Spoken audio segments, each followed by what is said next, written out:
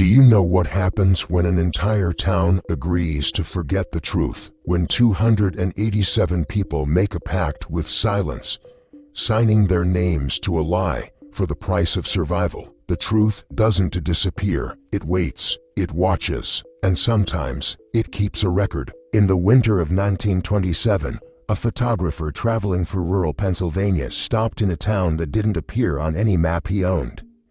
He was lost. It was getting dark, and the snow was coming down so thick he could barely see the road ahead. But what made him stop wasn't the weather. It was the lights, hundreds of them, candles burning in every window, all lit at exactly the same time, all facing the same direction, toward the cemetery. He took one photograph before his hands went numb. When he developed it weeks later, he saw something he hadn't noticed through the lens. In the graveyard, among the stones, a figure, standing perfectly still, holding a book. That photograph is real. I've seen it. It's kept in the archives of the Pennsylvania Historical Society, catalog number HC 1927014. And the story behind it is darker than anyone could have imagined. Because that woman in the cemetery, she'd been standing there every night for 53 years, writing names in a ledger that no one was supposed to see. Names of the dead and names of the guilty. The town was called Ashford Hollow. Population in 1,927 to 287 people. It sits in a valley in western Pennsylvania, so remote that even today, your phone loses signal 3 miles before you arrive. Back in 1927, it might as well have been another world. The photographer's name was James Harlow.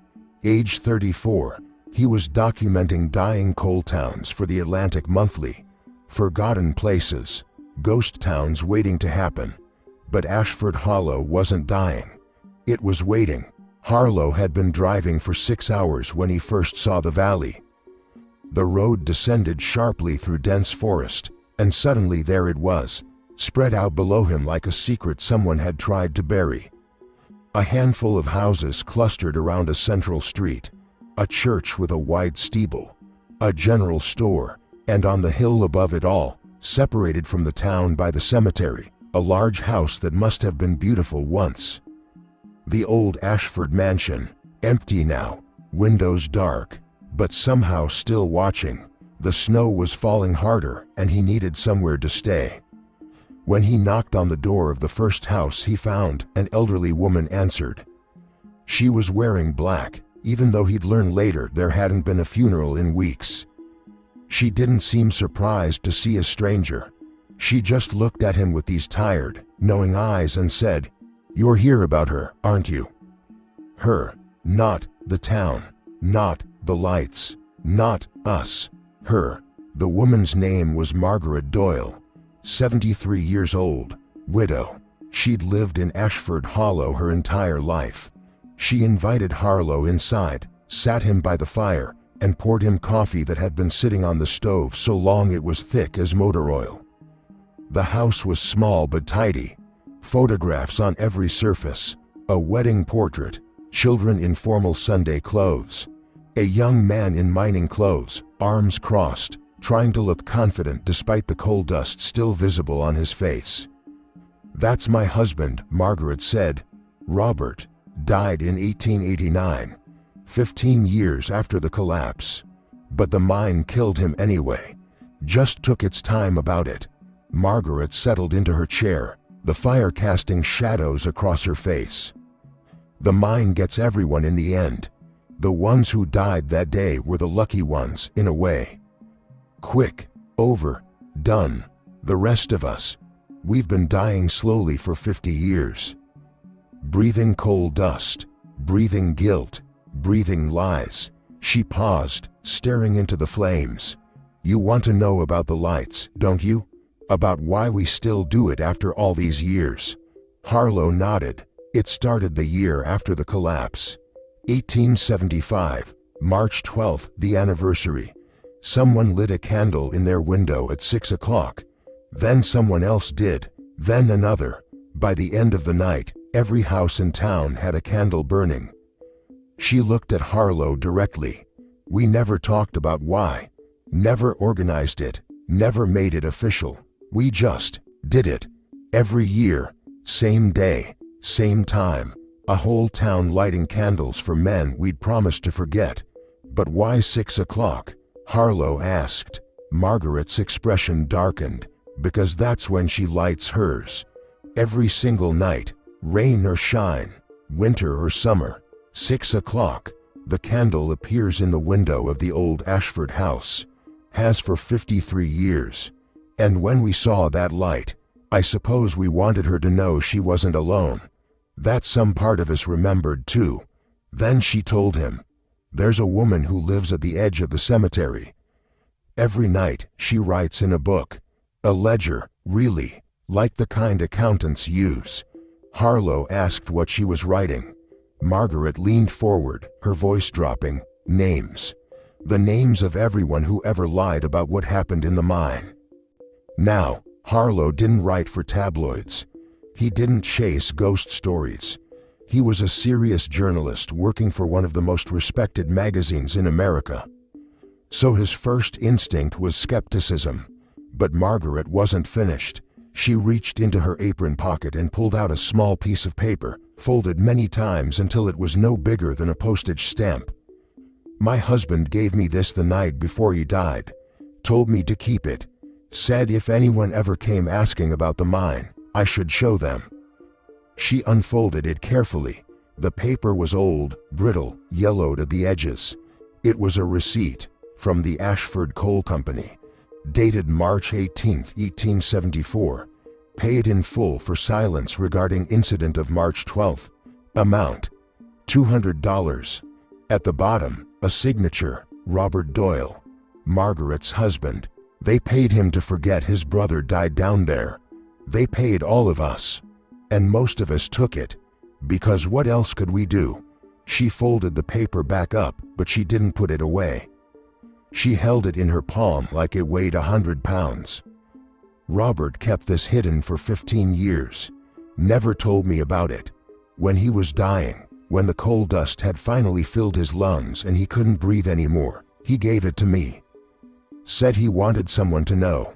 Said he couldn't go to his grave carrying it alone. She looked up at Harlow, and there were tears in her eyes. He made me promise not to burn it, not to throw it away, to keep it, just in case. In case of what? Harlow asked. In case someone ever wanted to know the truth. Margaret stood and walked to the window. Outside, the snow was still falling. But she didn't take the money. She never took anything from them. And she never forgot a single name. Harlow sat there for a long moment. Then he asked the question he already knew the answer to. "Can I meet her?" Margaret shook her head slowly. "She doesn't talk to anyone. Hasn't spoken to another soul in this town in 20 years. But she'll let you see the book, if you're willing to carry what's in it. Before I tell you what Harlow found in that house, you need to understand what happened in the mine. Because the official story and the real story are two completely different things." On March 12, 1874, the Ashford coal mine collapsed. 42 men died, but it didn't have to happen. The Ashford Coal Company owned everything in that valley. The mine, the houses, the store, even the church. The owner was Jonathan Ashford. His son, Thomas, was the mine foreman. Thomas had been groomed to take over the company one day, sent to the best schools, taught the business from the ground up. But somewhere along the way, something changed. Thomas came back from college and did something revolutionary for a coal baron's son. He went down into the mine. Not for a tour. He worked there, shoulder to shoulder with the miners.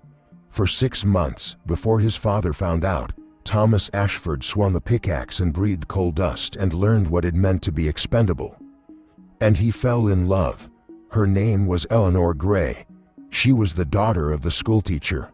Eleanor was 19, smart, well-read, everything a coal baron's son wasn't supposed to marry. Thomas married her anyway. Jonathan didn't attend the wedding, but he did give Thomas a job, foreman of the eastern shaft. The oldest, deepest, most dangerous part of the mine. Whether that was a test or a punishment, no one could say.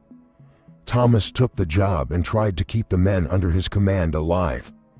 For 2 years, he managed it. 2 years of constant vigilance. And then, in the fall of 1873, things started to go wrong. The eastern shaft was dying. The support beams were rotting from the inside. The ventilation system was barely functional. The walls were starting to shift. Small collapses were becoming common. The men were afraid. Thomas wrote to his father. 3 letters in the months before the collapse, each one more urgent than the last. November 1873. Father, the eastern shaft support beams show significant rot. I've marked 12 that need immediate replacement. The men are afraid. Please authorize the repairs. Jonathan's response. Repairs scheduled for spring. Continue operations. Thomas wrote again in December, and again in January, each response from his father more dismissive. By February, Thomas was keeping his own records. Measurements of the beam deterioration. Documentation of small collapses. Calculations. He was building a case because he knew the mine was going to kill someone. Thomas brought in the county safety inspector, showed him the calculations, walked him through the shaft. The inspector's report, filed January 28, 1874, confirmed everything. The eastern shaft was unstable. Operations should be suspended immediately. The report was filed and ignored because 3 days later, the inspector received a letter from Jonathan Ashford. An invitation to dinner. 2 weeks later, the inspector filed an amended report. The eastern shaft was deemed adequate with increased monitoring. The monitoring never happened. Years later, on his deathbed, the inspector would confess he'd accepted $500 to change that report. $500. That's what 42 lives were worth. Thomas's final letter was dated March 10, 1874, 2 days before the collapse. Father, I'm begging you. If we send men into that shaft tomorrow, people will die. The beams won't hold. I've done the calculations. I'm asking you as your son, shut it down. Jonathan's response was delivered in person. He came to the mine that evening, found Thomas in his office. The argument lasted 20 minutes. Jonathan's final words, heard by at least 4 men. Do your job or I'll find someone who will. Thomas went home that night and told Eleanor everything. Eleanor later told her housemaid that Thomas didn't sleep. He sat at their kitchen table, writing. Page after page, copies of his letters, copies of his calculations, copies of the inspector's original report, which he'd kept. Everything he needed to prove what was about to happen was preventable. He told Eleanor to keep them hidden, to keep them safe. If anything happens to me, he said, make sure people know it didn't have to happen. The next morning, March 12, 1874, Thomas went to the mine before dawn. When the workers started arriving at 6 o'clock, Thomas was waiting at the shaft entrance. We're not going down, he told them. It's not safe. I don't care what my father says. For a moment, it seemed like it might work. The men started to turn away. And then Jonathan Ashford arrived. Multiple witnesses described what happened next. Jonathan storming through the mine entrance, finding his son blocking the shaft. The argument was loud enough that men 300 yards away could hear it. Jonathan, get out of the way. Thomas, no, Jonathan, you're fired. Get out of my mine. Thomas, these men are not going down there. Jonathan, then I'll take them down myself. And he did. Jonathan walked past his son and called to the miners. Any man who follows me gets double pay today. Any man who doesn't can collect his final wages and get out of my town. Double pay, in a company town, where there was no other work for 50 miles, where missing a paycheck meant your children didn't eat, that wasn't an offer. It was a command. 41 miners followed Jonathan Ashford into the eastern shaft. Thomas went after them, not to work, to evacuate them. At 6:47 in the morning, 42 men were in the eastern shaft. At 6:51 a.m., the shaft collapsed. The sound was heard 5 miles away. The collapse started deep, where the oldest, weakest beams finally gave way under the weight of 1,000,000 tons of rock. The domino effect was instantaneous. In less than 10 seconds, 300 yards of tunnel simply ceased to exist. The men inside had no chance to run. Just darkness and pressure, and then nothing. Except it wasn't nothing, because not all of them died instantly. The rescue effort began within hours. By noon, there were 100 men digging. By evening, 200. The progress was agonizingly slow. The collapse had been so complete that the rescuers were essentially building a new tunnel through solid rock and debris. But they could hear tapping from below, the sound of metal on rock, the buried miners, still alive, signaling from the darkness. Tap, tap, tap. The families gathered at the mine entrance. Eleanor Ashford was there, 7 months pregnant. She stood at the very front, listening for the tapping. They dug for 3 days. The first day, the tapping was strong, rhythmic, multiple sources. The second day, the tapping grew weaker. The trapped men were running out of air. The collapse had sealed the eastern shaft completely. No ventilation. The rescue teams knew the men had maybe 48 hours before the air turned toxic. They dug faster. By the evening of the second day, they'd advanced 30 yards. Another 270 to go. The tapping stopped, not all at once. One by one, over several hours, the signals fell silent. By midnight, there was nothing. Just the sound of shovels and the quiet sobbing of families. The third day, the rescue teams kept digging. Not because they expected to find survivors, because the families needed bodies to bury. But on the morning of the third day, Jonathan received a report from his mining engineer. The collapse had compromised the entire mine. Continuing the rescue meant sending more men into a mine that could collapse at any moment. The engineer's recommendation: suspend rescue operations. Seal the eastern shaft. Jonathan called a meeting with the county safety inspector, the same man who'd changed his report 2 months earlier. The meeting was brief. Jonathan Ashford's order: agreed. No vote, no discussion, no consultation with the families. They stopped digging at noon on March 15th. They'd advanced 40 yards, 230 yards from where the men were buried. The families weren't told immediately. They watched in confusion as the workers packed up and left. Eleanor Ashford was the first to understand. She ran to the mine entrance, started digging with her bare hands, screaming that her husband was down there, that they couldn't just leave him. Other women joined her, then men. Within minutes, dozens of people were digging, pleading. Jonathan Ashford arrived with the county sheriff and 6 deputies. The crowd was forcibly removed. Eleanor Ashford, 7 months pregnant, was physically carried away by 2 deputies while she screamed her husband's name. That night, they sealed the entrance to the eastern shaft, poured concrete, installed an iron gate, locked it. The next morning, Jonathan called a meeting at the church.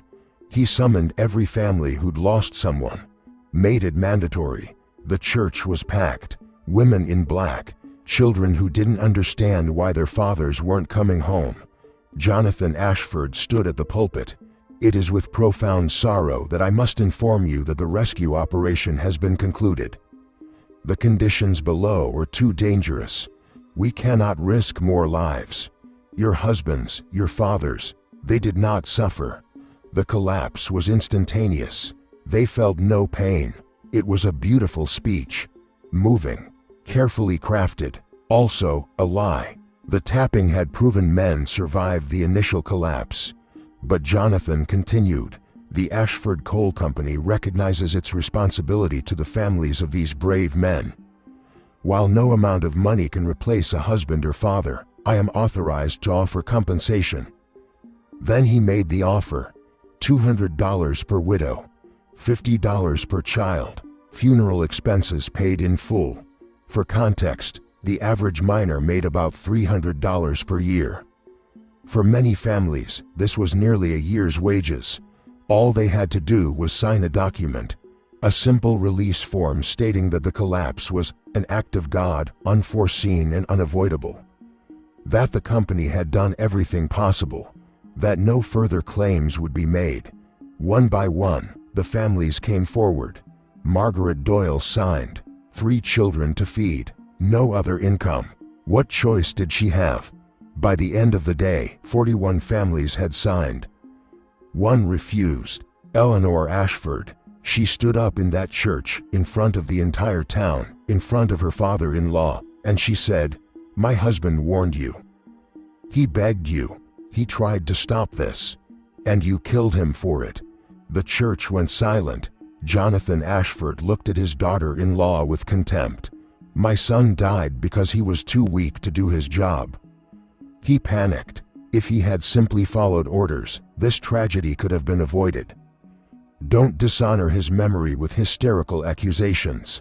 Eleanor stood her ground. "I have his letters, his calculations, his documentation. I have proof that you knew this would happen, that you chose profit over safety." Jonathan's expression didn't change. "If you had any such documentation, I invite you to present it to the authorities. But I warn you that making false accusations against this company will result in legal action." It was a threat delivered in front of witnesses, knowing that no one would dare contradict him. Eleanor looked around the church, at the families who just signed away their right to justice, at the women who wouldn't meet her eyes. No one spoke up, because they'd all signed. They'd all taken the money. Eleanor Ashford walked out of that church alone, and she never entered another building in Ashford Hollow again. Eleanor spent the weeks after the meeting in her house, writing letters. She wrote to the Pennsylvania Bureau of Mining, to the State Attorney General, to newspapers in Pittsburgh, Philadelphia, New York. She wrote about the warnings Thomas had sent, about the inspector who'd changed his report, about the deliberate negligence, and she claimed she had proof. Thomas's letters, his calculations, his copies of the original safety inspection. The Pennsylvania Bureau of Mining responded with a form letter. The matter had been investigated and found to be a tragic accident, but not the result of negligence. The state attorney general never responded. The Pittsburgh Post sent a junior reporter who interviewed Eleanor for 20 minutes and promised the story would run within the week. It never did. Years later, that reporter would tell a colleague the story had been killed by the editor after a personal visit from Jonathan Ashford. One by one, every avenue Eleanor tried was closed off, and in Ashford Hollow itself, the silence grew deeper. People stopped mentioning the collapse. When children asked about their fathers, mothers told them sanitized versions. "Your father died in an accident. It was God's will. We don't talk about it." The few people who tried to support Eleanor found themselves facing consequences. Robert Murphy spoke up at a town meeting, said that maybe Eleanor deserved to be heard. 2 weeks later, he was fired from his job. His house was declared condemned. He and his family had 2 weeks to leave town. They left in one. After that, no one spoke up. Eleanor became invisible. People crossed the street to avoid her. Shopkeepers wouldn't serve her. The priest refused her communion. For 6 weeks, she lived completely alone, cut off from every human connection except her housemaid, Anna Schmidt. Eleanor spent those weeks writing letters that went unanswered and documenting everything. Every conversation she'd had with Thomas about the mine, every name of every person who'd signed the release, every detail about the collapse. She was building a record, a complete, undeniable record, and she kept it all in her study in a locked drawer. On April 28, 1874, 6 weeks and 2 days after the collapse, Anna Schmidt arrived for her regular morning visit. She found the door unlocked. Inside, the house was quiet. Too quiet. She found Eleanor in her study, slumped over her desk. An empty laudanum bottle beside her. The coroner ruled it suicide. Anna Schmidt tried to tell the sheriff that something was wrong, that the room had been searched, that Eleanor's documentation had vanished. The sheriff wrote, "Housemaid is overwrought. The deceased was known to be mentally unstable. No evidence of foul play." 3 days later, Anna Schmidt was on a train to Philadelphia with a ticket purchased by Jonathan Ashford and $50 in her pocket. But before she left, she told her sister everything. Her sister wrote it all down. The room had been searched. Searched carefully, methodically. Mrs. Ashford's fingers were stained with ink, like she'd been writing until the very end. But the papers she always kept in her desk, the ones she said were proof, they were gone. Every single one. And there was something else. On her desk, under her hand, she'd written one last thing. Just 3 words. "Forgive me, Catherine." Catherine Ashford was Eleanor's daughter. She was 8 years old when her mother died. The funeral was held on a Tuesday morning. Jonathan Ashford paid for everything. Catherine stood at the graveside in a black dress that was too big for her, holding the hand of a distant cousin from Philadelphia. Jonathan stood on the opposite side of the grave. He didn't look at Catherine. When the service ended, he simply nodded to the cousin and walked away. The arrangements had already been made. Catherine would be sent to the Winthrop Academy for Girls in Philadelphia. Jonathan would pay for everything. All she had to do was leave Ashford Hollow and never come back. Catherine didn't respond to the cousin's attempts at comfort. She just stood at her mother's grave, holding the one thing they'd let her keep. A blank journal with a leather cover, the kind accountants use. On the train to Philadelphia, Catherine opened the journal. Someone had written something inside. Her mother's handwriting. "For Catherine, when you are old enough to understand, remember, some truths are too important to forget, even when forgetting would be easier. Write down what matters. Keep it safe. Let no one take it from you." Catherine was 8 years old. She couldn't understand what her mother meant. Not yet, but she kept the journal. And 10 years later, she would begin to fill it. Catherine Ashford spent 10 years in Philadelphia. The Winthrop Academy was everything promised. Prestigious, rigorous, expensive. Catherine excelled at all of it. Her teachers described her as brilliant but quiet, focused. She had no close friends. She simply kept to herself, studied obsessively, and she asked questions, lots of questions, about history, about how records are kept, about what happens when different sources tell different stories about the same event. Her history teacher, Miss Rebecca Thornton, took special interest in Catherine. Recognized in her something unusual, a need to understand not just what happened, but why. In Catherine's final year, Miss Thornton assigned a special project. Each student was to research a historical event and write a comprehensive account, using primary sources. Catherine asked if she could write about a mining disaster. Miss Thornton agreed. Catherine chose the Ashford Hollow collapse of 1874. She never told Miss Thornton it was her father who died there. For 6 months, Catherine researched. What she found was a pattern. Every official source told the same story: tragic accident, unavoidable, company not at fault. But between the lines, in the margins, in the details that official reports tried to gloss over, there was another story. The timing of the collapse, just weeks after a safety inspection. The speed with which the rescue was terminated. The payments made to families. Catherine compiled all of it, cross-referenced everything, built a timeline, identified the gaps. She wrote a 50-page account titled The Ashford Hollow Mine Collapse, a study in industrial negligence and institutional failure. Miss Thornton read it in one sitting. When she finished, she called Catherine to her office. "This is extraordinary work. The research is meticulous. The analysis is sophisticated." She paused. "But I need to ask you something. Why this disaster?" Catherine looked at her teacher with clear, sharp eyes. "Because no one else remembers it correctly. and someone should. Miss Thornton was quiet. Your grandfather owns the mine, doesn't he? Your father died there, and you're planning to go back. Yes. Why?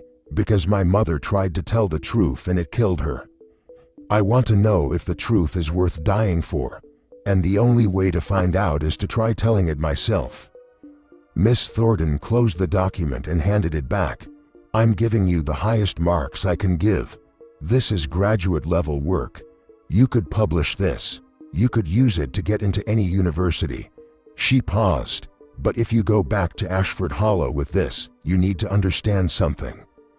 The people who benefit from lies don't just ignore the truth. They destroy it. And sometimes they destroy the people who try to tell it. Catherine stood up, holding her research. Then I'll make sure the truth can be destroyed. I'll write it down. Every version, every source, every contradiction. I'll document everything so completely that even if they destroy me, the record will survive. Catherine graduated in June 1884 with the highest honors. She was offered scholarships, teaching positions, jobs with historical societies. She declined all of them. On her 18th birthday, Catherine bought a train ticket to Western Pennsylvania and went home. The town had changed in 10 years. The Ashford mansion stood empty. Jonathan had died in 1882. The company had been sold. The new owners operated the mine for another 3 years before it shut down. But the people who'd been there in 1874 remained, older now, worn down by a decade of forgetting. When Catherine stepped off the train, people stared.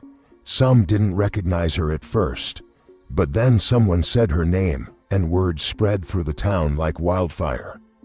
Eleanor's daughter had come back. Catherine went directly to her mother's house, the one that had been sitting empty for 10 years. No one had broken in. No one had vandalized it. It was as if the entire town had agreed this house was cursed. Untouchable, Catherine walked through rooms thick with dust. She went to her mother's study, the room where Eleanor had died. The desk was still there. The chair. Catherine set down her bag, sat in her mother's chair, and opened the blank journal. On the first page, she wrote, "The Ashford Hollow Ledger of Accounts. Begun April 29, 1874 by Eleanor Gray Ashford. Continued June 15, 1884 by Catherine Ashford." Then she wrote the first entry, Thomas Ashford, age 32, foreman, my father, killed by negligence and greed on March 12, 1874. Buried in Eastern Shaft, never recovered. Warned of danger repeatedly, ignored repeatedly. Died trying to save men who should never have been in danger. She paused, then added, Eleanor Gray Ashford, age 27, my mother, died April 28, 1874. Cause of death. Official record says suicide. Truth. Murdered by silence. Tried to speak truth. Was destroyed for it. Left behind a daughter who remembers. Catherine looked at what she'd written. 2 names. 2 deaths. The beginning of a record. She had 40 more names to document. And then the names of everyone who'd helped bury the truth. That evening, Catherine cleaned the house. At exactly 6 o'clock, she lit a candle and placed it in the window. The window that faced the cemetery. The window that faced the town. People saw that light appear like a ghost returning after 10 years of darkness. And they understood. Eleanor's daughter had come to finish what her mother started. For 3 years, Catherine lived a relatively normal life. She took a job teaching at the schoolhouse. Catherine was a good teacher. Her students learned, but she also asked questions about the mine, about what people remembered, about the collapse, about the payments. And slowly, carefully, people began to talk. Margaret Doyle was one of the first. She invited Catherine to tea. "I need you to know that your mother was right. About everything. The mine was unsafe. Your father tried to stop it. Mr. Ashford knew and didn't care." Catherine took out a small notebook. "May I write this down?" Margaret hesitated. then nodded. My husband signed the paper. Took the money. $200. We needed it. I had 3 children and no way to feed them. But he never forgave himself. She pulled out the receipt. He made me promise to keep this. Said someday, someone would want to know the truth. I think he meant you. Catherine copied the receipt word for word. The date, the amount, the signature. Over the next 2 years, Catherine collected more stories. The inspector's widow, Emma Price, confessed her husband received $500 to change his report. We had debts, medical bills. We thought it wouldn't matter, that no one would get hurt. But they did get hurt. And Edmund never recovered. Catherine wrote it all down. Without judgment, just the facts. What people said, what they did, what they felt. By 1887, she had filled her first ledger. She bought a second, then a third. In 1888, Catherine lost her teaching job. The school board said parents were uncomfortable with her questions about the past. Catherine understood. She withdrew completely into her mother's house, devoted herself entirely to the ledger. She developed a system. Every entry followed the same format: name, age at time of collapse, role, actions taken, money received, statements made, sources, cross-references. It was meticulous, scholarly, but also deeply personal, because Catherine didn't just record facts. She recorded humanity, the complexity, the contradictions. By 1890, Catherine had stopped coming into town except to buy supplies. By 1895, she'd stopped speaking to anyone during these supply runs. By 1900, she arranged for supplies to be left at her door. But they all knew she was there, writing, remembering, keeping the record. When someone in Ashford Hollow died, people would see Catherine at the funeral. Silent, observing, taking notes, she became the town's conscience, the living embodiment of everything they were trying to forget. Because Catherine wasn't just recording the past, she was recording the present. Every marriage, every death, every transaction, every lie told to children about why Grandpa never talked about the mine. She was documenting how silence perpetuates, how guilt passes from one generation to the next. By 1910, Catherine had filled 15 ledgers, over 300 entries, a complete social history of Ashford Hollow from 1874 to 1910. And every night, at exactly 6 o'clock, she lit a candle in the window.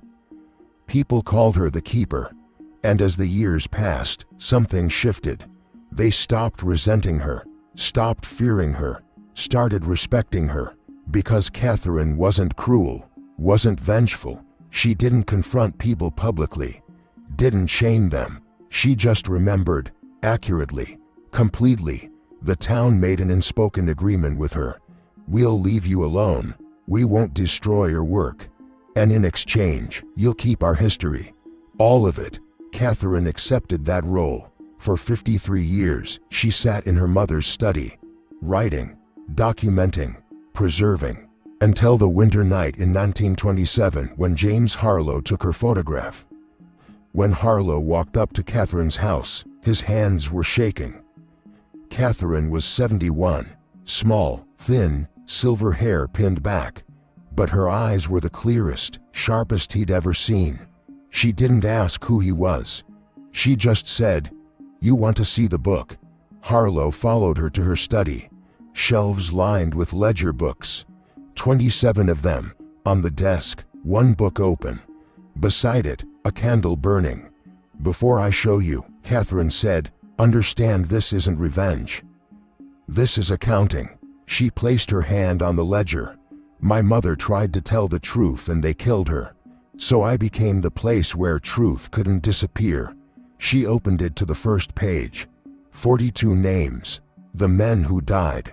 For 3 hours, she walked Harlow through the ledgers. Her methodology. Her sources. Those who took payment for silence. 41 names with amounts. Those who enabled the lie. Jonathan Ashford. Edmund Price. others, and acts of kindness. Complexity, humanity. History isn't simple, Catherine said. People aren't simple. My grandfather killed 42 men through negligence. That's true, but he also built this town, gave people jobs. She showed him an entry about Jonathan, several pages long. It listed his crimes, but also his contributions. Does that make him less guilty? Harlow asked. No, but it makes him human. And humans are complicated. My job isn't to judge. It's to record, completely, so that anyone who reads this can make their own judgment with all the information. The detail was extraordinary. Birth dates, death dates, family connections, quotes from conversations decades old. How do you remember all this? I don't remember. I document. When someone tells me something, I write it down immediately. I cross-reference it. I verify dates when possible. I note when something is speculation versus fact. This is scholarship, Harlow said.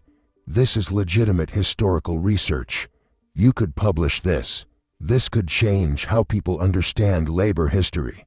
Corporate accountability. Catherine smiled faintly, the first expression he'd seen on her face. Who would publish it? The town that wants to forget? The coal companies that are still operating? The newspapers that wouldn't print my mother's letters? I'm not writing this to be published. I'm writing this to be preserved. Someday, when everyone who remembers the collapse is dead, when there's no one left to threaten or bribe or silence, then maybe someone will read this. Maybe they'll understand. She closed the ledger gently. But that's not my concern. My concern is making sure the record exists. Complete, accurate, preserved. What happens to it after I'm gone? That's someone else's responsibility. Harlow sat there, overwhelmed. He had his story. He had documentation. He had photographs Catherine allowed him to take. But as he prepared to leave, Catherine said something that would haunt him for the rest of his life. They'll try to stop you, you know, from publishing this. I'm a journalist for the Atlantic Monthly. They can't stop me. Catherine looked at him with those clear, sharp eyes. They stopped my mother. They'll try to stop you. Not with violence, with bureaucracy, lost records, closed doors, legal threats. They'll make it too expensive to tell the truth. Too complicated, too risky. She paused. And you'll have to decide, like everyone else in this town had to decide, whether the truth is worth what it costs. Harlow left Ashford Hollow the next day, and Catherine was right. Every source he tried to verify suddenly became unavailable. Records were lost. Archives were closed. People who'd talked to him refused to comment. The Ashford family threatened legal action. The Atlantic Monthly published his story, but with so many caveats and disclaimers that it read more like fiction than journalism. Critics dismissed it. The company denied everything. And within a year, the story was forgotten. Just like the collapse. Just like Eleanor. Just like the truth always is when it's inconvenient. But Catherine kept writing. For 4 more years. Catherine Ashford died on February 3, 1931. She was 75 years old. They found her in her study, sitting at her desk, her hand still resting on the open ledger. The candle had burned down to a pool of wax, but it had burned all night, the way it had every night for 53 years. The last entry in the ledger, written in her precise handwriting, account complete. All names recorded, all debts documented. Catherine Ashford, keeper, completed her work February 3, 1931. Let those who come after decide what justice means. Below that, in slightly shakier writing, to whoever finds this, I have kept the record as faithfully as I could. I have tried to be accurate, fair, complete. I have documented crimes and kindnesses, guilt and grief, the cost of silence and the price of speaking. My mother died trying to tell this story. I have lived trying to preserve it. Now it's your turn. Read it, share it, argue with it, but whatever you do, don't let it disappear. Some truths are too important to forget. She left instructions in her will. The house and everything in it was to be donated to the County Historical Society, including the ledgers, all 27 of them. For years, they sat in a storage room, unread. The Historical Society didn't know what to do with them. This wasn't traditional history. It was too personal, too uncomfortable.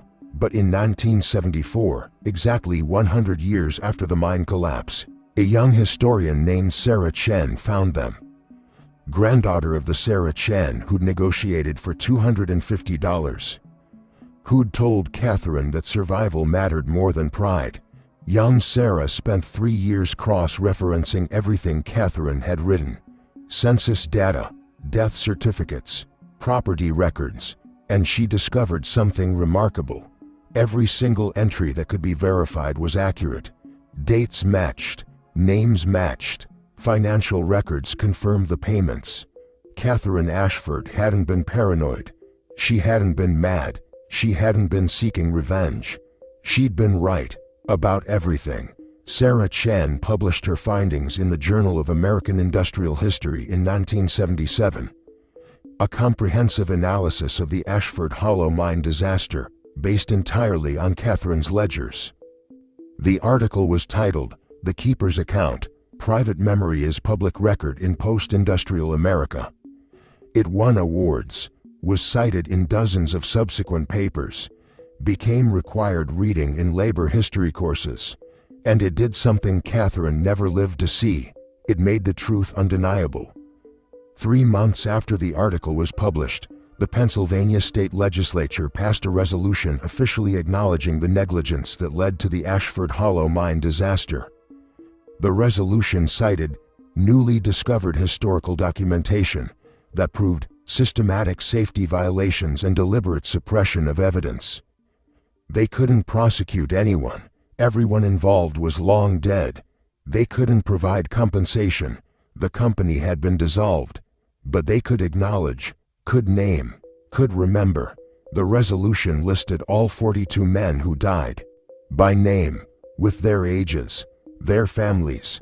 It acknowledged Eleanor Gray Ashford's courageous but unsuccessful attempt to expose the truth.